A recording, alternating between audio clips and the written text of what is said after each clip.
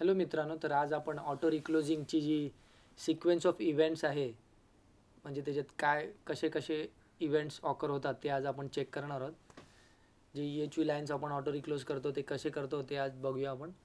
ठीक आहे, तर पहिले काय असते, आपला लाईन चार्जड आहे, आपली सर्किट ब्रेकर ऑन आहे, त्याला आपण बोलतो प्री फॉल्ट कंडिशन. ओके, त्याच्यानंतर आपण काय अज्युम करू, एक फॉल्ट झाला लाईनवरती. लेट्स से आर फेसचा zone 1 phase to earth, zone 1 fault झालेला आहे R phase. Okay, R phase to earth. तर ह्याच्यामध्ये फक्त आपण दोन प्रकारचे फॉल्ट कन्सिडर करतो, एक तर झोन 1 फेस टू अर्थ किंवा झोन 2 फेस टू अर्थ आणि कॅरियर रिसीव्ह झाला आहे, असे दोन प्रकारचे फॉल्टच कन्सिडर करतो आपण. ठीक आहे, एकदा फॉल्ट झाला की काय होणार, आपला डिस्टन्स रिले जो आहे, नेक्स्ट स्टेपमध्ये काय आहे, आपला डिस्टन्स रिले जो आहे तो फॉल्ट डिटेक्ट करणार. बरोबर आहे, एकदा फॉल्ट डिटेक्ट झाला की डिस्टन्स रिले आहे आपला डिस्टन्स रिले आहे तो trip relay, single phase self reset trip रिलेला तो ऑपरेट तो कमांड देणार. ठीक आहे, आणि ॲट द सेम टाईम काय करतो तो, त्याच वेळेला तो एक ऑटो रिक्लोज AR इनिशिएशनची AR इनिशिएशनची सायकल स्टार्ट होते. ठीक आहे ना, डिस्टन्स रिलेमध्ये. ठीक आहे, आणि आपला ट्रिप रिले एकदा ऑपरेट झाला, तो काय करणार, सर्किट ब्रेकरला तो पल्स देणार ट्रिपिंग कॉईलला, आणि आपली सर्किट ब्रेकर ऑपरेट होणार, ट्रिप होणार. ठीक आहे, सर्किट ब्रेकर ऑफ. 30 मिलीसेकंडमध्ये सर्किट ब्रेकर आपला ऑफ होणार. म्हणजे त्याच्यात 30 मिलीसेकंडमध्ये आपण ओपनिंग टाईम पकडलेला आहे आणि आर्सिंग टाईम म्हणजे आर्क एक्स्टिंग्विश करायला जो टाईम लागतो तो पकडून तो 30 मिलीसेकंड्स पकडलेला आहे. ठीक आहे, आणि ते AR इनिशिएशन जे आहे ते कधी स्टार्ट होईल, जेव्हा AR एनेबल्ड असेल, CB ऑन असेल, CB रेडी असेल, नंतर मास्टर ट्रिप आणि बसबार ऑपरेटेड नसेल, तेव्हाच ते AR इनिशिएशन स्टार्ट होईल डिस्टन्स रिलेमध्ये. आणि एकदा AR इनिशिएशन स्टार्ट झाला की आपला डेड टाईम स्टार्ट होतो. आपण इथे सर्किट ब्रेकरमध्ये पण बघतो डेड टाईम आहे 0.3 सेकंड्सचा. त्याच्यामध्ये डेड टाईममध्ये आपण काय काय कवर करतो, एकतर CB ऑपरेटिंग टाईम आपण बघितला आहे, जो 30 मिलीसेकंडचा CB ऑपरेटिंग टाईम आहे तो येतो त्याच्यामध्ये. त्याच्यानंतर कॉन्टॅक्ट्स पूर्णपणे ओपन व्हायला जो टाईम लागतो तो कन्सिडर करतो, आणि थोडी मार्जिन असं ठेवून आपण 1 सेकंडचा डेड टाईम रिलेमध्ये ठेवतो. ठीक आहे, डेड टाईम झाल्यानंतर काय करतो, डिस्टन्स रिले जो तो AR शॉट देतो, फर्स्ट AR शॉट देतो.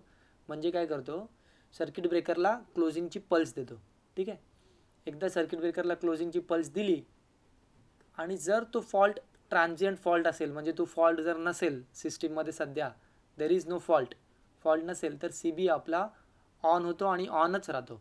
म्हणजे त्याला काय बोलतो आपण, AR successful, first AR successful, म्हणजे AR आपला सक्सेसफुल झालेला आहे. ठीक आहे,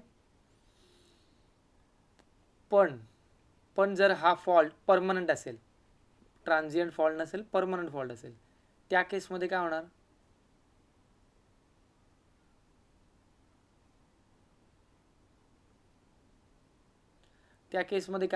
की आपला सर्किट ब्रेकर आहे, त्याला बोलतो रिक्लोज ऑन टू फॉल्ट. म्हणजे फॉल्ट आहे आपण आणि सर्किट ब्रेकर क्लोज करायला बघतोय, तर तो सर्किट ब्रेकर जो आहे तो ऑन होऊन ऑफ होणार, ट्रिप होणार, इमिजिएटली ट्रिप होणार, आणि दॅट इज AR अनसक्सेसफुल. ठीक आहे, AR अनसक्सेसफुल. त्याच्यानंतर काय बोलतं, ऑटो रिक्लोज डिस्टन्स रिले जो AR लॉकआउटमध्ये जाणार आणि 3 फेज ट्रिप रिले ऑपरेट होणार. ओके, अजून एक नंतर AR आपण जो शॉट देतो त्याच्यानंतर जो टाईम सुरू होतो ना, त्याच्यानंतर काय होतं, AR शॉट दिल्यावर एक CB ऑन झाला, AR शॉट दिल्यावर CB ऑन झाला, आणि CB ऑन झाल्यावरती त्याची स्प्रिंग चार्ज व्हायला, म्हणजे CB क्लोजिंग सर्किट एनर्जाइज करण्यासाठी स्प्रिंग चार्ज होते, म्हणजे CB रेडी व्हायसाठी काही वेळ लागतो. तो सर्किट ब्रेकरमध्ये 3 मिनिटाचा दिले असतो, पण तो एवढा वेळ लागत नाही. त्याला आपण डिस्टन्स रिलेमध्ये 25 सेकंड टाकून ठेवतो. ठीक आहे, रिक्लेम टाईम आहे 25 सेकंड. म्हणजे AR शॉट दिल्यापासून जो CB रेडी होईपर्यंत जो टाईम आहे त्याला आपण रिक्लेम टाईम बोलतो. आणि त्या रिक्लेम टाईम नंतर जर नवीन फॉल्ट आला, ठीक आहे, zone 1 phase to earth, zone 2 phase to earth plus carrier receive अशा टाईपचा जर फॉल्ट आला, तर ही ऑटो रिक्लोजिंगची सिक्वेन्स परत एकदा स्टार्ट होते. ओके, पण जर रिक्लेम टाईमच्या आतच जर फॉल्ट आला तर CB ऑफ होणार आणि ऑटो रिक्लोज लॉकआउटमध्ये जाणार. ठीक आहे, थँक्यू सो मच. समजलं असेल तुम्हाला, काय प्रॉब्लेम नव्हता, सिम्पल आहे एकदम. थँक्यू.